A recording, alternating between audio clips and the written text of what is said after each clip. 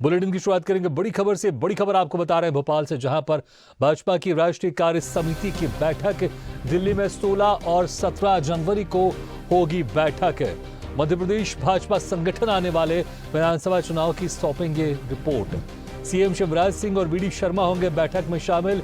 MP की survey report में SC ST के बीच पार्टी की स्थिति कमजोर। तो बड़ी खबर आपको बता रहे हैं। जहां पर भाजपा की राष्ट्रीय कार्य समिति की बैठक दिल्ली में 16 और 17 जनवरी को होगी बैठक। मध्य प्रदेश भाजपा संगठन आने वाले विधानसभा चुनाव की सौंपेगा रिपोर्ट।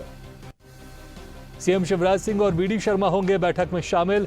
एमपी की सर्वे रिपोर्ट में एससी और एसटी के बीच पार्टी की स्थिति कमजोर।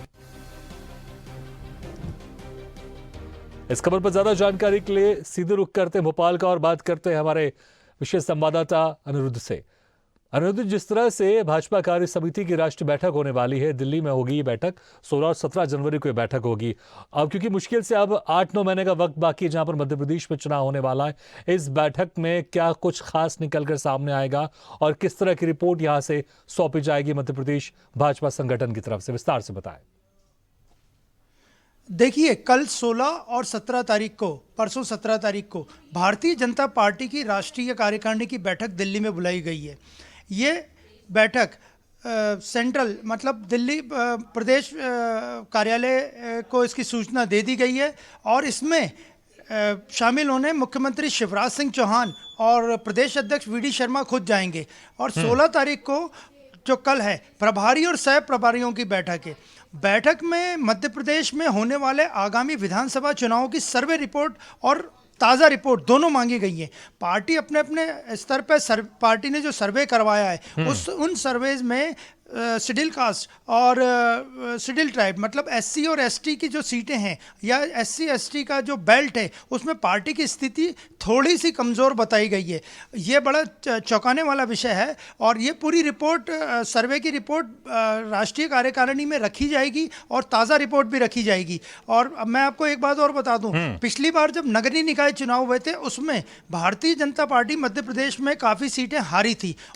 उन हारी हुई सीटों की भी समीक्षा रिपोर्ट जो कि यहाँ से तैयार की गई है प्रदेश संगठन द्वारा, वो राष्ट्रीय कार्य समिति में रखी जाएगी। बिल्कुल, लेकिन जिस तरह से अगर इस रिपोर्ट में जो कहा जा रहा है, जो सर्वे रिपोर्ट है कि उसमें एससी और एसटी में स्थिति पार्टी की कमजोर है, लेकिन अगर देखें पिछले कुछ सालों से लगातार बीजेपी कोशिश कर रही है कि आदिवासी समाज के बीच में अपनी पकड़ मजबूत बनाए, इसलिए तमाम तरह के आयोजन भी कर रही है। बावजूद उसके क्या जमीनी स्तर पर उसका लाभ बीजेपी के यहाँ पर मिलता हुआ नहीं दिखाई दे रहा क्या?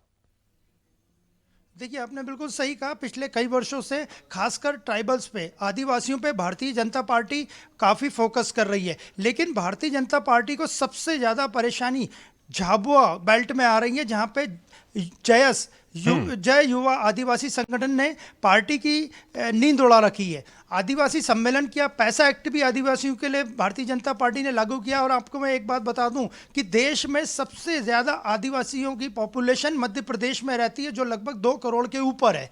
इसके बावजूद शुरू से ही भारतीय जनता पार्टी आदिवासियों के बीच पैठ बनाने में कमज़ोर रही है। हालांकि पिछले दिनों कार्यक्रम हुआ जिसमें प्रधानमंत्री नरेंद्र मोदी खुद भोपाल के जम्मूरी मैदान पे आदिवासियों की एक बड़ी सभा लेने मौजूद थे। इसके बाद पिछले दिनों पैसा एक्ट लागू किया गया। यानी कुल मिला के आदिवासियों पे भारतीय जनता पार्टी फोकस तो कर रही है, लेकिन उसे कांग्रेस जितनी सफलता नहीं मिलती आदिवासियों के दिल में अपनी जगह बनाने को। ठीक है, बहुत बहुत शुक्रिया इस तमाम जानकारी के लिए। तो 16 और 17 जनवरी को बैठक होगी दिल्ली में और इस बैठक में मध्य प्रदेश भाजपा संगठन की तरफ से एक विशेष रिपोर्ट भी सौंपी जाएगी। और रिपोर्ट जो सर्वे खासकर उसमें एससी और एसटी के बीच में पार्टी की स्थिति कमजोर है और आने वाले जो विधानसभा चुनाव है 2023 में इसको लेकर कुछ खास तरह से एक रणनीति भी बनाई जाएगी। जहां पर बीजेपी कमजोर है, प्रदेश में कैसे अपने आप को मजबूत कर सकती है।